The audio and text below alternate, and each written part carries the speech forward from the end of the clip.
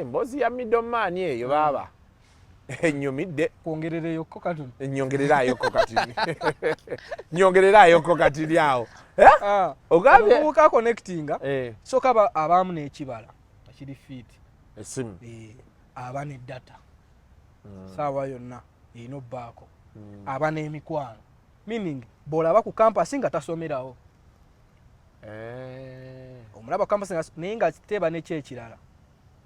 Ng'avuga n'emmotoka ey'amaanyi. Si ye. Ya mugagga omu gwasinga okufunira merchandise. Omugagga ajja n'amugamba munange njagala mbiri nti obadde oteeso nti jero eri ogiraba. Nja kuterangamu nina kakaadi awo kafunenga. Saturday Sunday obeere ng'ongolako emikolo gyange nti kale kati kwejo kwafunira n'abalala.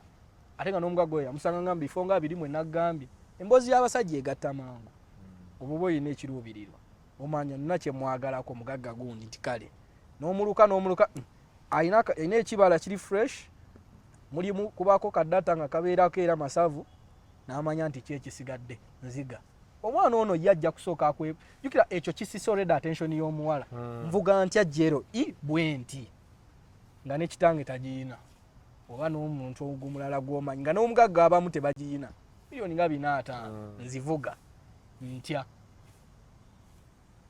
Kati omuntu n'amanya omuvubuka oli avuga jero lwaki avuga email eyo weje emyaka kamwebuuzeeko kati omuwala already obasise dda attention kati laba bwajja ate n'otamukwana namukwana ate n'omukutulira eri n'omulaga nti oli friendly buno obu outing bikijukira abamu ne cash awo abamu ne cash oso okulaba leero omuwala n'omugamba mwogera oba abasanze ka abaana ba campus abasinga bambi bali desperate olw'embeera n'amusanga ku campus have you had lunch? No, let's run to Forest Mall. She speed sijje nakuta okay tuka bulungi talina kyagambye talina kyakoze gende ewaka akuwadde abulusi naku dropping ewantu okumpi ne weeyongerayo eyo asset agitadde ebbali kitegedde gamanyi ojja kudda but how do you get the money? When you guys are generous, you didn't ask for anything. Really? Amanya kati kodi ono mumaze.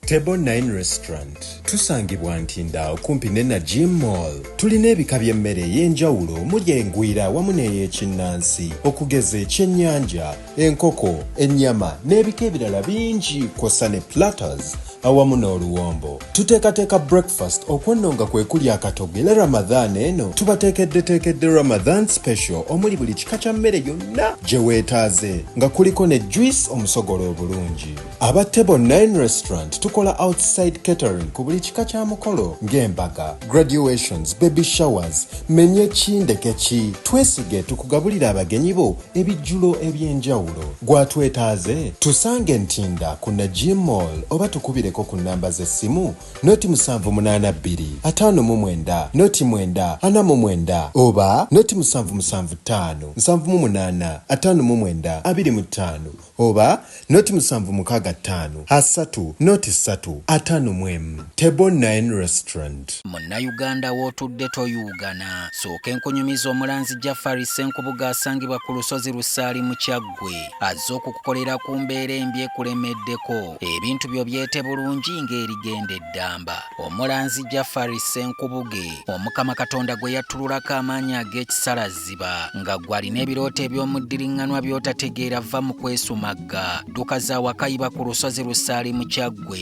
Omulanzi Jafari akunnyonnyola akawonvu n'akagga ate ng'okukukebera kwa bwereere kubanga naye ekirabo Omukama teyakimusabaako yadde ennusu. Naawe alina ebizibu nga biva ku majinni, emizimu, embeera embi eya buli ngeri. Mutwalire omugugu gwa kutikkule gwe weefunira oluserese tokkalire. Obubaka buno nga bukukutteko kwatalidda mukono wa ntono oviremu ku siteegi y'e Nakisunga. Aba bodaboda bakutuuse nga gwava e Kampala ne bw'okwata eryato ku mwala eggaba ne likugobya ekisinsa oba ebule n'obuuza aba bodaboda ojja kuba butoola n'omulanzi Jafari. Oyinza n'okusooka okumanya ebikukwatako nga tonnagendayo ku bwereere ng'oweereza ekirooto kyo ku nnamba gy'olaba. Oyinza n'okukuba ku ssimu eno endala. Awo omulanzi Jafari Senkubuge ye n'oba ng'omukwasizza kibyago kuserengeta mu Nkulubagga.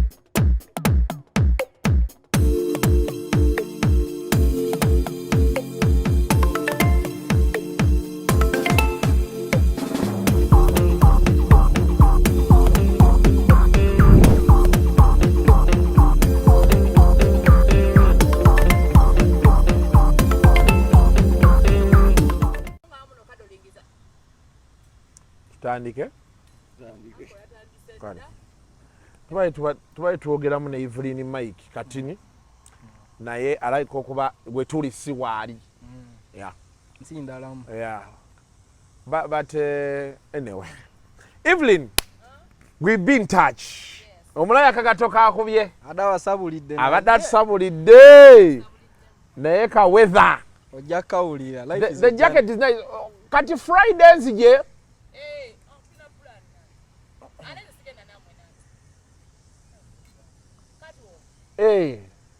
a hosting ayo a hosting of Friday no but chikwata Friday yali ya macha chikwata sawa mekentofu mukaaga kwa Friday nine ebintu bya katolo bwama bwe navaayo ngenda kujja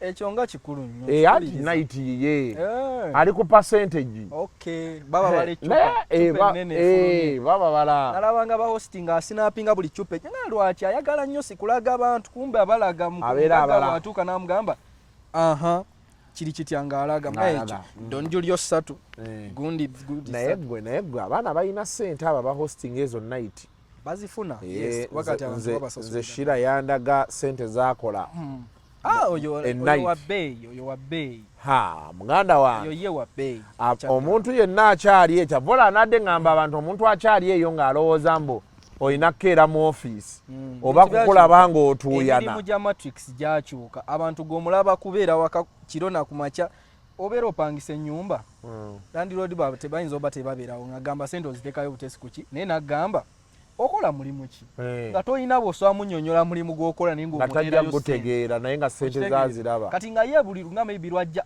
obeera weewaka oba mu shooti ku makya ku Mande ng'oli waka agamba naye omuvubuka ono kiki tebabaana abagamba nti oba be basumulula abantu kumbe bambi obeerawo ng'ogattira wano abamu agattira wano agattira wano ne wano ebintu nga bisatu kwegamba ng'ogatta wano ne wano ng'okuwosinosika akasente mu buli mbeera oba okitegeera kati ate agatta wano ne wano ate yaba mubalamu ng'alina business transactions zakola negotiator ye bannaye Shovan nsanyusa okulaba emirimu giri mu ggwanga Shovan yajano n'atunnyonnyola abakola emirimu gya zino babita atyobo private messages boost trick ku Snapchat babuyita batya oyinanga gye babuyita only fans nina omuwala gwe nasanga namusanga awo nga ku Badge Khalifa awo there's a hotel awo gye twali tusuzeeko so as we entered Badge Khalifa to like go up and see some of the things there ne musanga nangamba Kasuku how are you biki nemugamba nangamba I saw you with Shovan namugamba Shovan ate yani nangamba there's a guy I saw you with guy abera ku TikTok nga na guy you are talking about only fans biki nenkuweereza linki yange mu Snap wanji but you didn't respond kati kwe kujayo Snap nandaga nga masabu ate nga gocha andikwadde ka free entry kati kati akwakaawo just ka sneak peek mbadde ngenda kunyumiza ebyaddakaawo naye yaŋŋamba naŋŋamba nti Kasuku myami in Dubai people abantu basasula sente ezo and people come from as far as anyway nga bazze abaana abatandise ofuna ne Emirates IDs aviirire eddala eri tata lwaki ekisooka engeri y'okufunamu sente z'ekyo in particular kyangu weeri mu ngeri kife wano kati let me say ku PayPal tekola wano kitegeera naye ate mu Dubai ekola kitegeeza kyanguyira omuntu okugyayo akasente ke mu budde ate ku percentages eziri favorable taxes wano nyingi wano ne bw'oba bakuguliddewo PayPal ebweru era sente otuuka ku banka yo omusolo oguli wali ka 10% wali ka biki wano wakugyeyo ka 5 bikyogeno bigattanga sente zo zonna wakugyeko nga 25%. Sente ziba nyingi naye kati eri omwana ajjayo nga ka tax katono akasente n'akayingiza ate nga atambuza ate ng'afuna abali corporate ate nga tamiitinze n'abantu naye ng'omulaba alivinga obulamu obulalamu naye abawala ennaku zino nga beewunda nnyo bannange waliwo gwengoberera okwo ku Snap akussa bu status naye abaana banyumiddwa obulamu engera balina okwewunda kuba leero batuteekayo ali ku 4 points enkyo ogenda okulaba ali Zanzibar owa Uganda aziyiza nnyo nosinga abeebwe lizo lowooza gwe kyoliko ensi olabika si yakugaana oba kyoli mu kikyamu oyinza okutunula omuli Uganda kyenkola kikyamu on a Monday morning ng'omuntu asinapinga ava mu shawa ya gundi ya 4 points ku lunaku olwokubiri ng'ali kigo n'ogamba naye sente mmeka how much is a night there ate ng'ali mu suit ey'ebbeeyi ng'eringa presidential suit yawo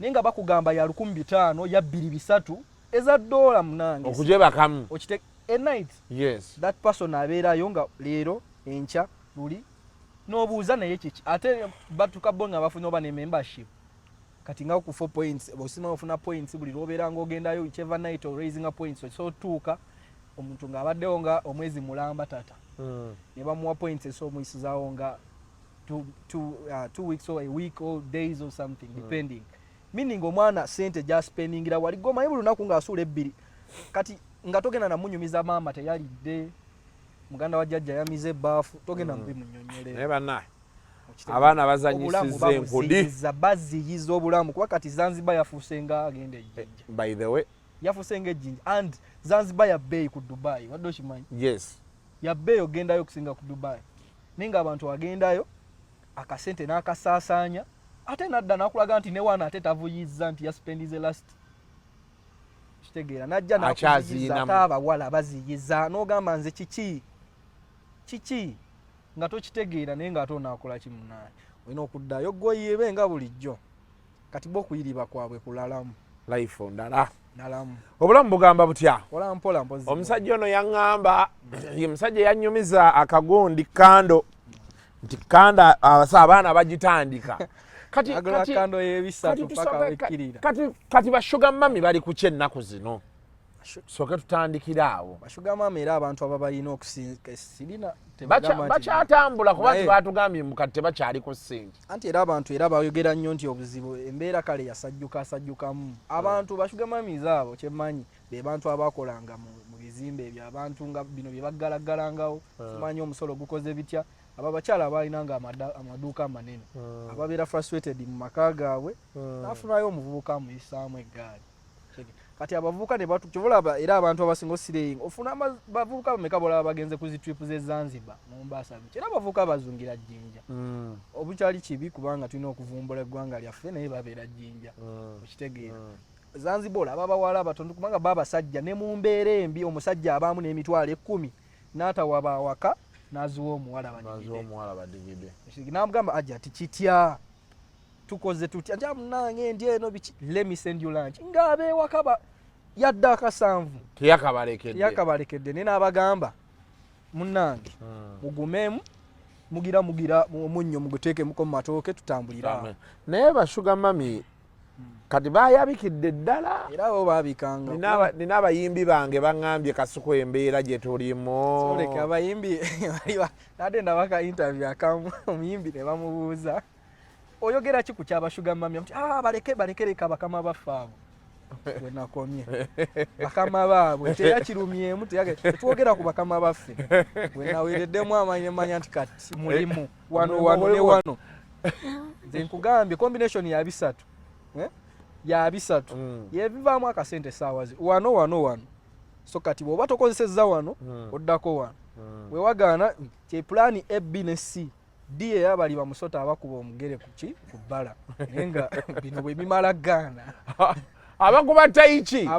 ba technician omusajja yaŋŋambye twawaddeyo n'eri lupazo omusajja n'atugamba kyatabuseemu bashuga maama kati batabuse ebintu bibi nnyo ate kyemanyira abantu abasinga badde batambulira nnyo ku ekyo nkugambye pulaani E bwegaana ne B C kitegeera kati C abantu bagiriko nnyo kuba bagezaako nnyo ate E abamu tebagirina nti oyiyayiya nnyo obwongo gatta kali ne kali B amasimu gano omusajja watwale yakutta akasimu ke kalina RAM 2GB takitegeera bulungi so kati ng'alina sigaza wano kubanga yakulira e Masaka ne bamunywesanga biki ne bamuliisa ebinyeebwa buli ku makya kati bwayinza okugumira awo n'amanyi maanyi g'emikono gaganye nzira ku maanyi gaki wato kanzirawo nkikwasaganyizaawo mpola naye era baba bagamba nti abantu balijala kyo kituufu kubanga era olwo jasanga n'abawala nga nabo bakomplaininga bakasente era abasajja babagagga be babawanga si kekamu lwakuba ye omusajja asigala assaako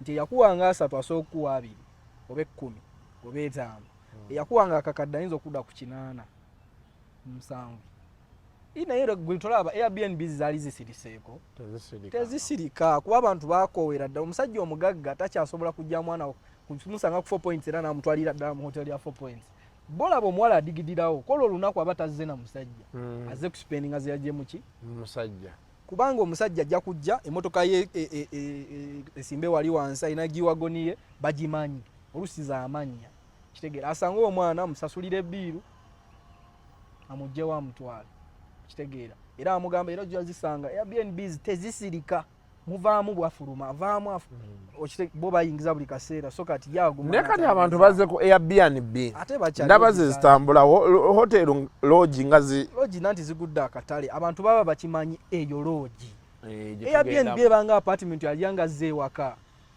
okitegeera waliwo omuwala yagamba mbu bannange I think you need to get an apartment I can't fathom going to a lodge kati oli naamubuuza what is the difference yonna gye tugenda ku kintu kyekimu there is a difference of course era class zikyukamu kuba tojja kutwala muntu mulo ne bwe kale kati bansonyiwe naye ne hotels ez'ebbeeyi bagimanyi hotel ekikututteyo n'omusajja era n'osinappinga n'otambuza ka location ne bakateekako nga balaba gundi this place Kampala Serena Hotel bamanyi bumanya you can't be there in that kind of room ng'oliyo bubeezi ne kati ne bwe nsinappingira mu Airbnb ey'ekisaasi togenda mmanya gw'ojja laba before kuba Airbnb ziba zinyirira oyingira eddiiro nga lirimu ka TV stand sika muno bweganga alinga ali ewaka waliwo omusajja wange wano ku US Mall waggulu omugaga yazimba room n'aziteekawo kati yazipangisa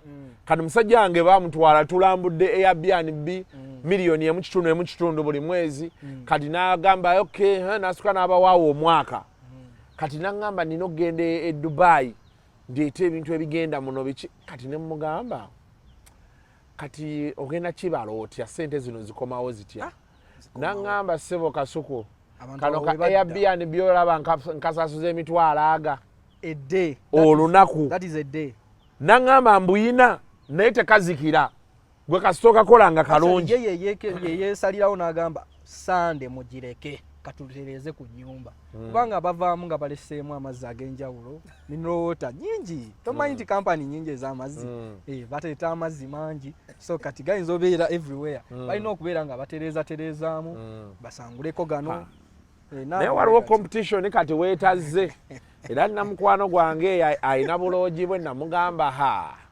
okyayinamu ne Steve Business kibina kati guest house zadibye gwe kati togenda kukola sente olinayo zi guest house zo zitememu amaduuka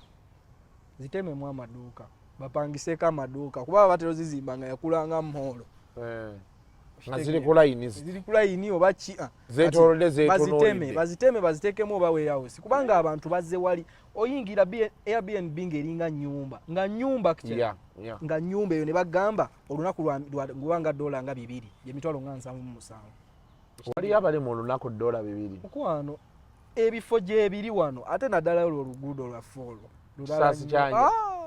lulalamuko ndabye amayumba gali eyo wansi ng'okkiridde weetoolola eyo ring road Jesus eno nga ku Kensington wansi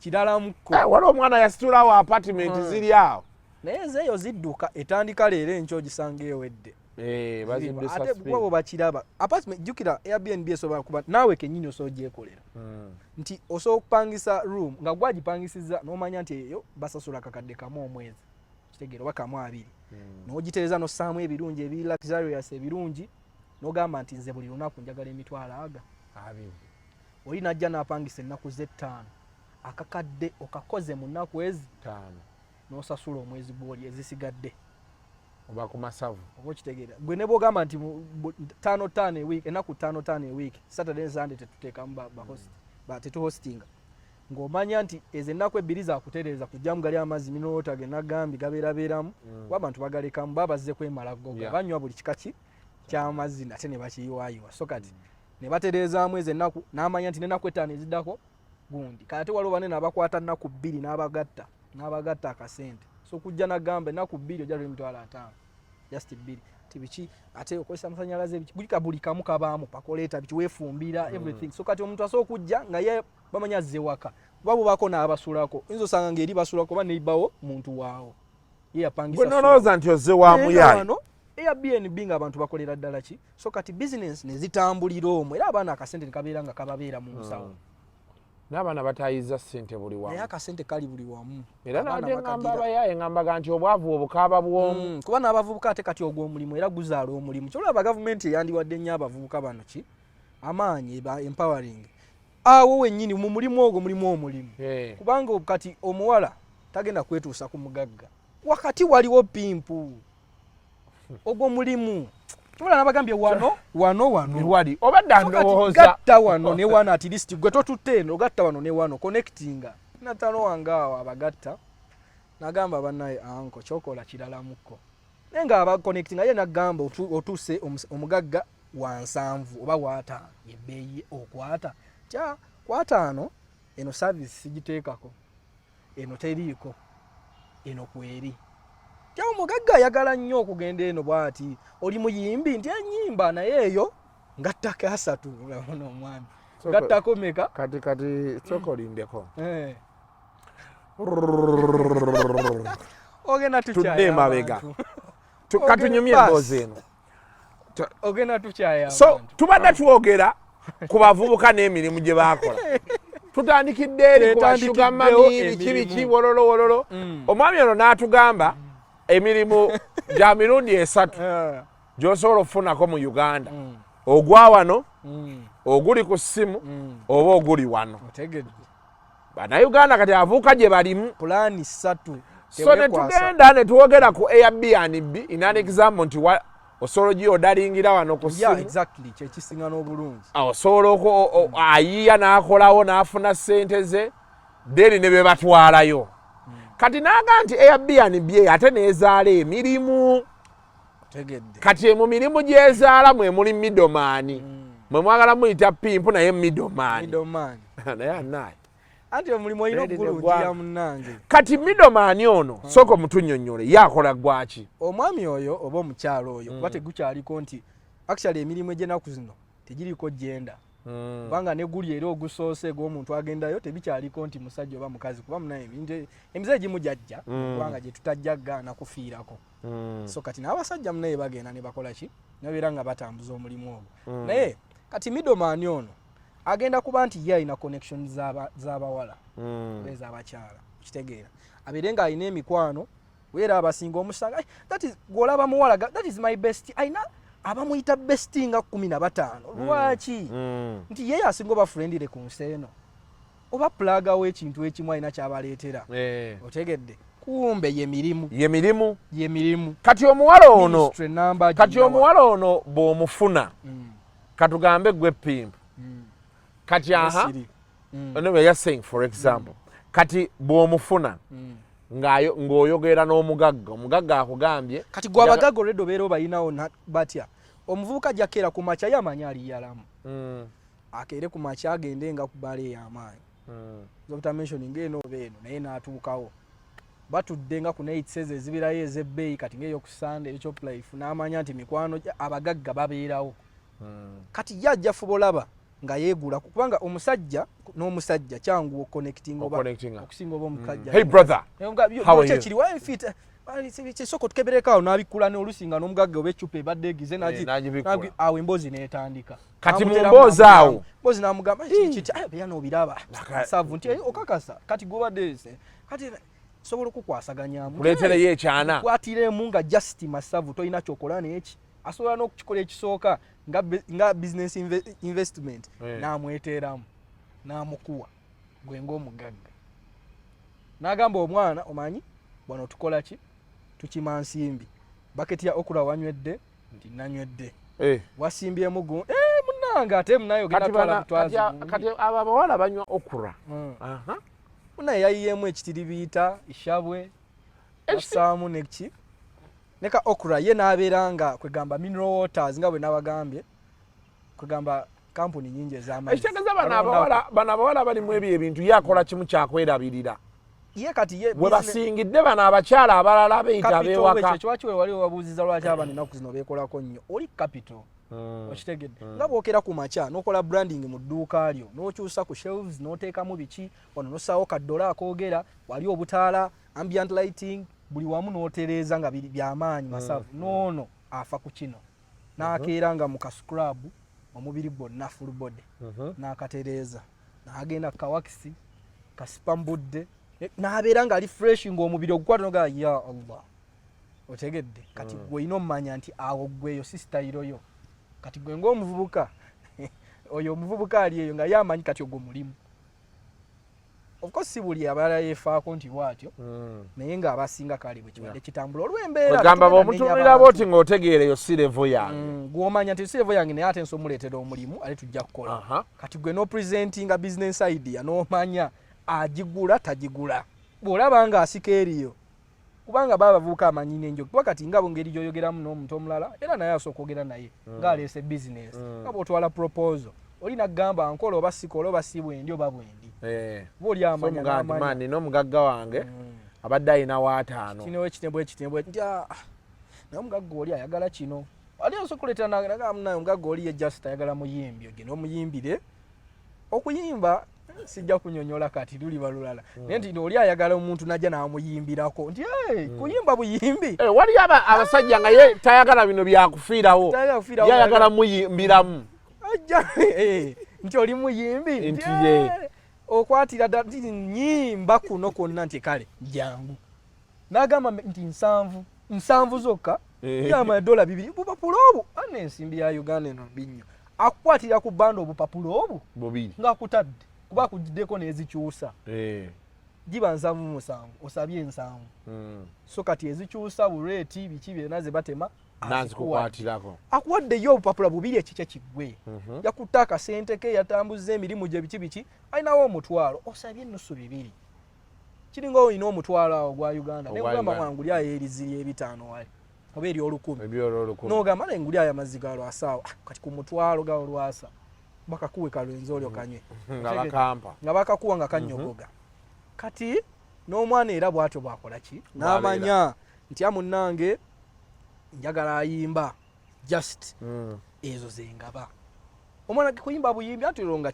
kitambula kikula ate tonenya abantu kuba munaye buli muntu amanye embeera gy'abeeramu munaye ng'omwana abamutwala bulungi nnyo ng'asabula ennyimba nga 12 era abaana abo konsati bazikoledde ddala bakoledde ddala konsati ebyo mugamba mugundi yakuba lugogo teyagiyuza omwana akuba ennyimba ne zifuluma ziti noga nti azikubye konsati n'ateekako ne ronki n'atunda ne CD n'amala ennyimba ze ne bamuwa ssente ayimbidde no ddakiika buddakiika ogamba abayimbi ab'ebbeeyi oli omwana ayimbire eddakiika ntono akasente ne kagenda nga kaweze ate nga togenda munenya olw'embeera munaye gyayita koza abaana abo abasinga bali bambi ku zi campus mukadde yamanyi abazadde be tuyina kati saawa eno be bazadde nga bwe baamuzala wakati wa 1980 ngana kale 1975 okwambuka nga ku 1985 abazadde beeyo era ye muntu akuwa emitwalo 2 ogende ku ssomero bakyali wali weebali era akuwa emitwalo 5 n'agamba nkuwadde ebyokulya nkuwadde biki kati omwana agenda ku campus ali mu hostel buli lunaku alya omwana oyo buli kati gwebeera awo ewaka ekyenkyo olya kyammeka kati nze oyagala ndi ekyammeka ali ku ssomero oba omwana oyo musaasire naddala abawala fe abalenzi nno oyinza okuyiribamu nga bwogambye nobira kuno kusimu nokola bitrading biki n'ofunayo akasente akatonotono akakutambuza oba akanje ennyo era akakutambuza naye omuwala kati omuwala tagenda kudda gwomanyi oba trader bameka abawala mbw atradinga forex biki batono era abamu tetubamanyi nabamanyi abawala abasinga batambuza kulabika bulungi so kati ng'alina kutegeera gaba mugambye jangu munaye concert eri wano eno kumpi ng'agenda akola ki akola ennyimba ze nga 2 ng'akasente agenda so kati mumina ebintu mubaamu era ne categories of course nti oli ye wakuyimba omulala waki kyemanyi kisinzira ku liking yo ya client kuba baba client era n'amanya mu negotiatingira wano MOU neeyitirawo speed naye nkola bino na bino naye okola bino ne bino ne bino nti kale nti kino tukijjemu eno closing kyamu eno tetugigattira ku ezo sente wano yongeramu oba namukwano gwange pimpu naye yanyumiza ebintu neŋŋamba kika naye nga anyway abaana abaira akola ki anoonya obulamu okubeerawo nze sirina gwe nnenya ngeri gy'anoonyamu sente ze kasita aba nga talina gwatadde muhamu kati kino kyonyumiza does it also move to the boys kuba lumu twaliko South Africa eyo nina abavubuka be nali nabo omuwala najja gayi najja n'agamba gayi waffe omu gwe twali naye omukazi oli akwagala ffe wano tuli nnyo mu bakadde naye oli omuwala yali alabika bulungi sikaleko nno nga omuyaye n'agamba ampa mmeka kati nno ne mmubuuza mukama wange oyo omuwala alabika obulungi bw'atyo oli mu kubuuza akuwa mmeka otegeera bulungi nangamba sibo kasuko wano tuli mu bizinesi girlfriend wo mugenzi olyoka ofunye omugongo gw'obwereere okirira okuba push up nga 7 olyawo gwe jimu zise zabwe gwe jimu eyo bakusasula bashi jimu ino bango oteekayo akasente okitegeera so kati omuwala nga abeera abateekako akaki nno kaleko nga muwala kaleko nga muwala walabye omusajja nga ali awo ne bakulengeza omusajja nga nawe oli musajja omwami oli abadde akwagala nedda gwe manya nti kyekyo bannange nedda kaleko ng'ekyo nakyobola ngambye nti kaleko nga mukazi kibeera awo kusigale mu matu okalowoozeeko ankoroni okitegedde kaleko nga mukyala so kati oguma baguma webiri e Kampala biralamu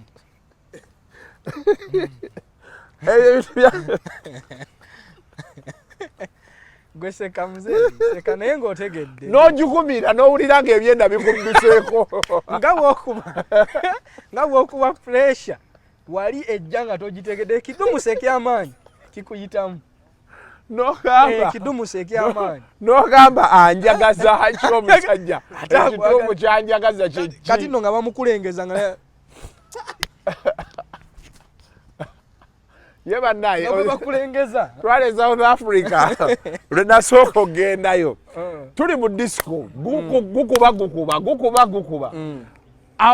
obwala buno obutiritini nga bwobumanyi buli awo bulinga buna buli mu gurupu kati jjukire ebitaala bya kirabu obimanyi bwe bwekoza bwe buti kati ŋŋamba Dalton wano abawala nga batabuse balalamu kati ndowooza be baana nga njogera ne Dalton n'asonga olwansongeramu nga abo ne mugamba nti abo nanga leero gwe n'ensirika be baana nga tubasonzeemu gendera abagguse okitegeera batandise hawayo biki n'eddoboozi ne mugamba Dalton kiki ekigenda mu maaso n'aŋŋamba abo basajja nga tonnabuuka bamwegendereza olaba abo basajja beera nga nnyo omugezi andikiri abawala bali abasajja bambalira ddala nga bakazi bw'omutunuulira oti tunuulira emba zino yes zitunuulire nti ne waba omusajja ne wensala ebirevu kati walaga nti awo wavuddewo ebirevu wakuba makeup ayiiyayiiya but wano tunuulira n'ekifuba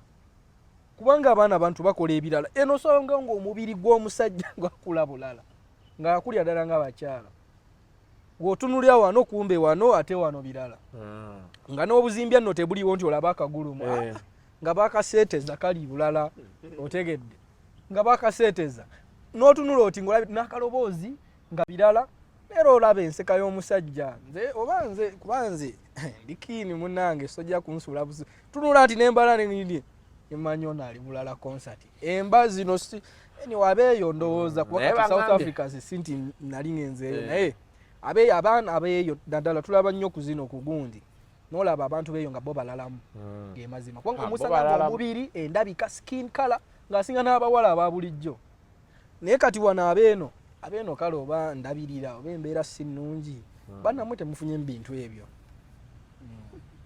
abafa abawano tebabifunyeemu babireko oba watokaka kintu nga olabika bulungi oli fresh naye baŋŋambye ekiri ku zi branch Abasajja balonza abawala ekkubo ku zi branch awo. Kati awo birala jukira branch kitegeeza ekintu ky'emisana. Wakuba tukimistekeninga ne branch kiba kya misana. Olaba wakati w'essaawa 5 n'omusanvu. That is branch time. Yes. Okitegedde. Era omuzungu waalira fruit salad. Nagamba ku breakfast nalidde kino, ku brunch nalidde kino, ku lunch nalidde n'obuzaabuzi wa branch is that time. So kati kiba nnyo kya misana. Mulabire omwana nti alabika bulungi. Branch zaatabuse. Ate ze zirina theme. Abaana beekola ebintu ne bajja nga beekubye kiralamu. Nga kajiini kali tokirabanga siriti eri eno obugoye baleesa obugoye gulinga musipi. Gulinga musipi. Kati bannaye nakiboneke yagira ati. Ng'ebintu olabira ddala nti yagira ati. Nga yagira ati naye nga yagumya ate abaana tebambala ki? Tebambala mpale. Otegedde. Twaine shalom. Omwana ng'azirirawo naffe. Naye si kibi. Hali bwereere. Nkiwagira munna. Bwe yeefula mbu akasika akazzeeyo. Naye nga olabidde walabye. Kati ekyo omuwala oyo bw'amala baali babakwata mu vidiyo. Kumbe bakwata nze. Okitegeera. Banfirumingiramu. Kati mandi awo ng'omuwala ampeereza vidiyo eyo mu inbox. Ate balina akantu bw'alaba nti wabadde oyasaamiridde ng'azina. Abaana bagezi kadde awano ka trick. Mubeera nga wano mutudde muli ku tebo yammwe. Mwana n'amanya wali nino wano nina okugyawo omuntu. Ng'asituka ng'azinira wali. Ng'otandika olaba. Kati ye munna aba alaba. Ng'olaba olowooza bamusinaapinga. Kumbe munne bw'atambuza balaba yasaamiridde nnyo. Okitegeera. N'akyuka n'alaga bu ango bonna bw'osobola olabamu nga batuula bati. Olukutunatuna balaba vidiyo ani abadde yasaamiridde nga bassaako airdrop. Gwobeera awo ng'olaba anti iPhone zaakikyusa. Olaka airdrop oluka accepting nga face yo nga n'omwana ali wali.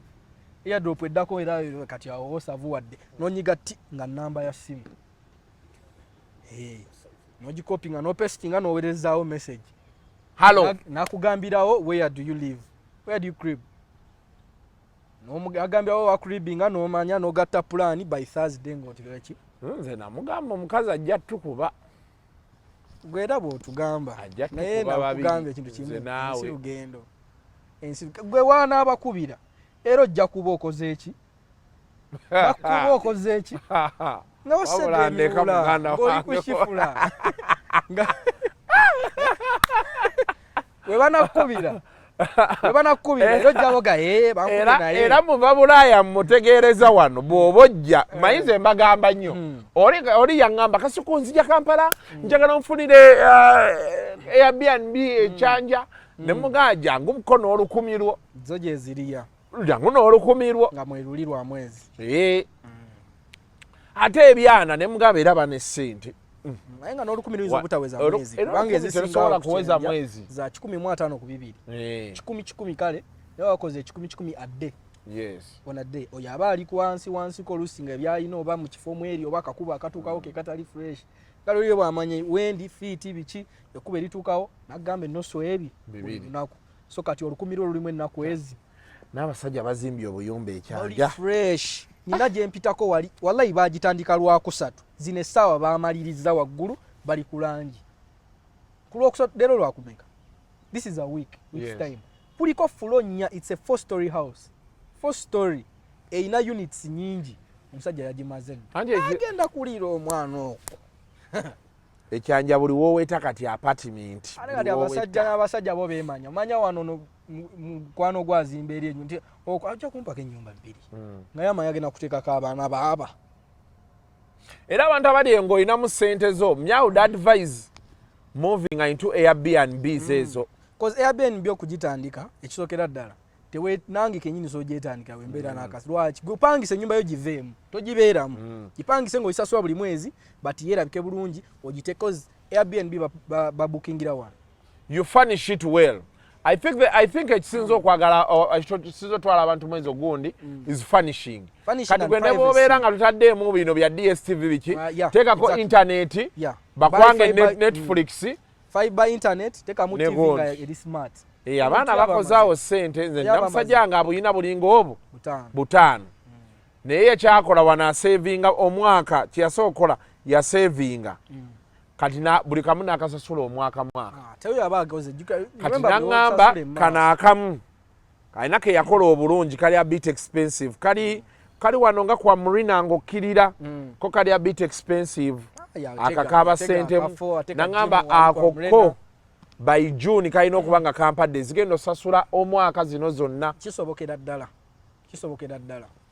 kuba yoli amanya nsasula kakadde omwezi kitegeera n'amanya omwaka milioni 12 ze sente meka $100 million 12 is like what? It's not 5,000. It's like teziwera for like 4,000 milioni 3 nola 10 milioni 3 nola 10 milioni 3 $4,000 10 nga nnya nga amaze okitegeera so kati ajja n'azikola jukira wano basasula 2 10 n'azikwata n'aziteekayo ye n'amanya nti abaana ne babayisiza omwo era buli pimpu ali esite wano azimanyi yakomendingira n'omugagga we n'amugamba nti waliwo eri ndalamu ate eri private. Shukra Herbal Solutions ekatwe abakugu mu kujjanjaba endwadde ez'enjawulo nga tukozesa eddagala ly'obutonde gwatawanyizibwa ulcers ekigalanga oba ebizimba jangu ofuna obujjanjabi ate gwe wa syphilis oba muyite kabootongo dduka misinde kubanga wano ku Shukra tumujjanjaba n'awonera ddala naawe ataggwako infections tukuwa infection pills ku bbeeyi ensaamusaamu omukyala nga tozaala tulina eddagala erisembeza amagi ne tube cleanser ng'eno eyoza mu nseke oyagala mazzi agamansuka oba gana agaseerera jangu weefunire ka More Squat ne ka Water Flow owona okusalwako omugambo nti akulozaako yadduka ko ka 3-in-1 kayitiridde anti kawoomya supu ne kamufunza ate ne kamubugumya byonna mu lunywa lumu naawe ataafuna mukisa kukyalira nsiko weekwate ka pulling gel ka Shukra ate nga tulina n'akasenge ku ttabi lyaffe katwe basenga abakugu bwe banaakuyambira mu nsonga z'okusika ate gwe ayagala okugejjesa bbiini obeere ne kinambaale bwaguuga tulina clit oil ekuwa size eyo yennyini gy'onoonyeza ebbanga gw'omwami ayagala okulwa mu kisaawe tetukusuuliridde twakukoledde ka jab ointment nga kano naawe yakozesaako enkola y'okwematiza oba giyite masturbation kajja kukolera oddeku original oyagala kusala mugejjo naye ng'obudde bwa jimu tobulina jangu tukuwe slimming tea naawe ayagala okugejjamu tulina weight gain products ez'enjawulo ezigenda okukyusa endabikaayo by'osiba bikutuka oba bandoga wagifuula ng'ombe wuwo tulina lack powder ne kyambuluzi agoba ebisiraani n'ebyokoola ebisibya emirimu gyo gw'alina omwagalwa eyakubulako jangu tukuwe Caritan oil ajja kudda zambiro ate gw'ataweebwa jangu tukuwe kamuweebwa extra olikomawo kwebaza tutunda kamu ate nga tusuubuza n'okusuubuza gw'atwetaaze tukubire ku nooti 751 884 43 oba ku WhatsApp ku nooti 777 74 85 73 ne ku nooti 744 85 68 77 Shukra Pure Herbal Solutions. Mbozi ya middleman eyo baba enyumidde kwongerereyokko katuni nyongererayokko katiri awo ogambye obuka connectinga soka abamu n'ekibala akiri fit esimu aba ne data saawa yonna erina obbaako aba n'emikwano meaning bw'olaba ku campus nga tasomerawo omulaba campus naye nga teeba nekyekirala ng'avuga n'emmotoka ey'amaanyi si ye yamugagga omu gwasinga okufunira merchandise omugagga ajja n'amugamba munange njagala mbiri nti obadde oteesa otya nti eri ogiraba nja kuteerangamu nina kakaadi awo kafunenga Saturday Sunday obeere ng'ongolako emikolo gyange nti kale kati kwegyo kwafunira n'abalala ate nga n'omugagga oyo yamusanga ngamba bifo nga 20 naggambye emboozi y'abasajja egatta mangu obuba oyina ekiruubirirwa omanya nina kyemwagalako omugagga gundi nti kale n'omuluka ayina ekibala kiri fresh mulimu kubaako kaddata nga kabeerako era masavu n'amanya nti kyekisigadde nziga omwana ono yajja kusooka jukira ekyo kisisoleda attention y'omuwala nvuga ntya jero bwenti nga nekitange tagiyina oba n'omuntu ogumulala gw'omanyi nga n'omugagga abamu tebagiyina miliyoni nga 4-5 nzivuga ntya kati omuntu n'amanya omuvubuka oli avuga jero lwaki avuga emeera eyo bwegyo emyaka kamwebuuzeeko kati omuwala already obasisedde attention kati laba bwajja ate n'otamukwana namukwana ate n'omukutulira eri n'omulaga nti oli friendly buno obu outing bikijukira abamu ne cash awo abamu ne cash oso okulaba leero omuwala nomba mwogera oba abasanze ka abaana ba campus abasinga bambi bali desperate olw'embeera namusanga ku campus have you had lunch no, let's run to Forest Mall speed sijje nakuta okay tuka bulungi talina kyagambye talina kyakoze gende ewaka akuwadde akulusi nakudropping ewantu okumpi ne weeyongerayo eyo asset agitadde ebbali kitegedde gamanyi ojja kudda but how do you get the money? But you guys are generous. You didn't ask for anything. Really? Amanya kati kodi. Ono mumaze. Mwana yanse tuli embozi nengamba anko wange. Ofunye sente. Lwakubayinza obayeti anyway tebakyazi saving. Abavuka jineme kale tuli myaka gya kubera natukaina n'abantu mu ttaka. Tugende tuwezima ogende ogule ettaka egundi mukayane n'abantu. Jange ebiki era ukwata akasente atwala mukeyagalamu.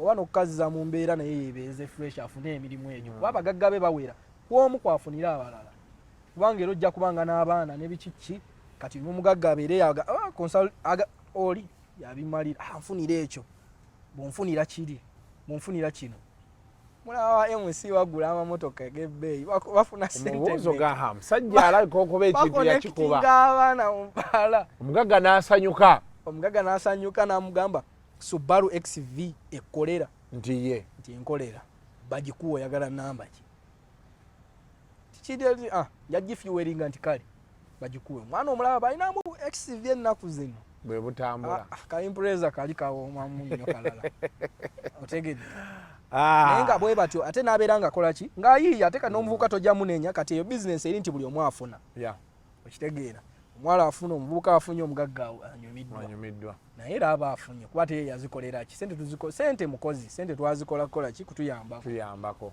osise wootasobola tuyisizeeko kuba omugagga ayinza okuba talina budde bugenda kwana byaffe nobeera ku muwala wiiki emu n'okwata ey'okubiri okyali ku muntu omu ye tabulina obwo budde ali bizi ayagala kyakimale agwe ye sente yeeyogera kati omwana ng'abakolamu ki akasente akawerera ddala ate nga kati omulimu ogwo mulimu so kati vubuka beereyo ng'ogamba nti siina mirimu siina kyakkola ng'omanyi nti ogwo mulimu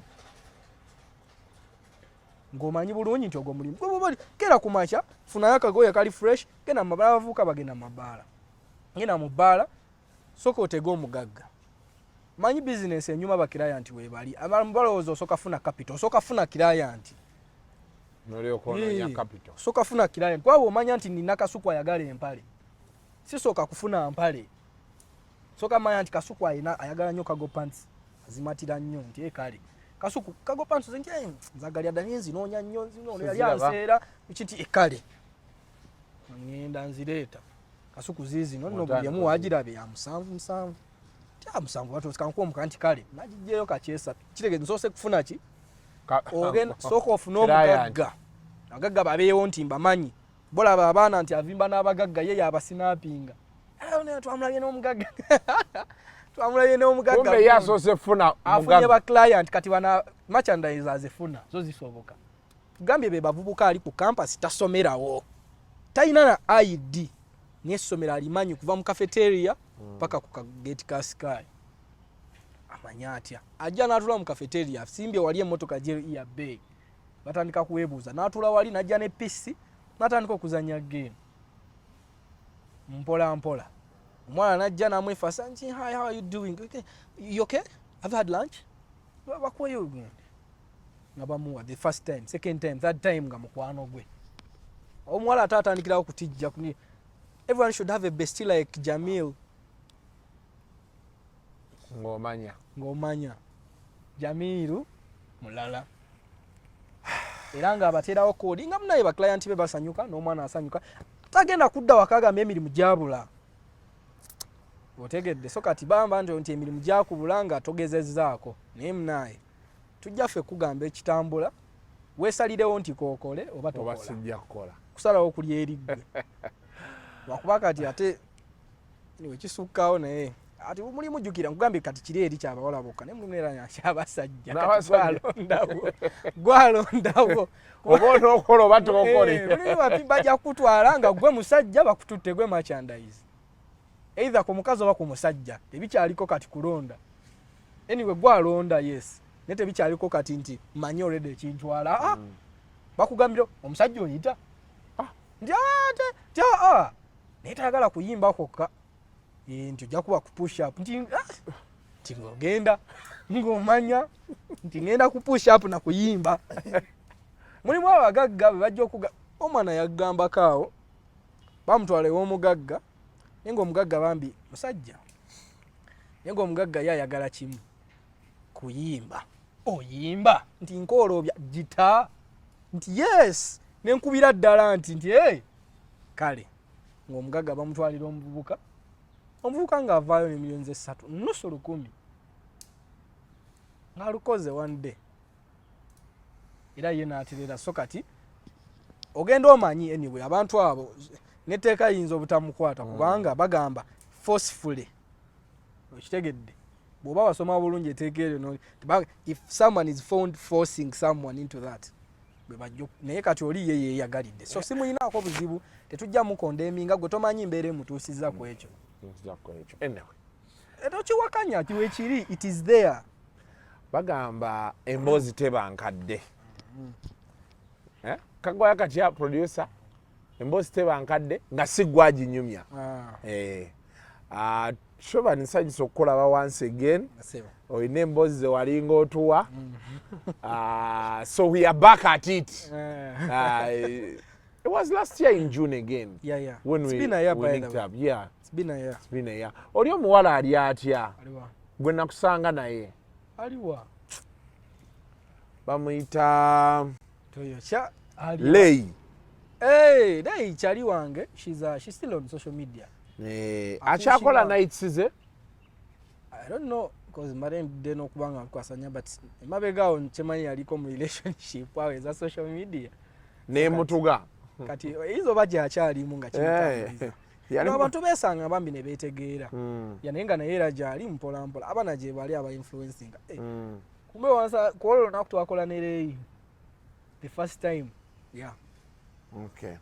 First time twakola nalei. Until next time, mubeere bulungi mweraba.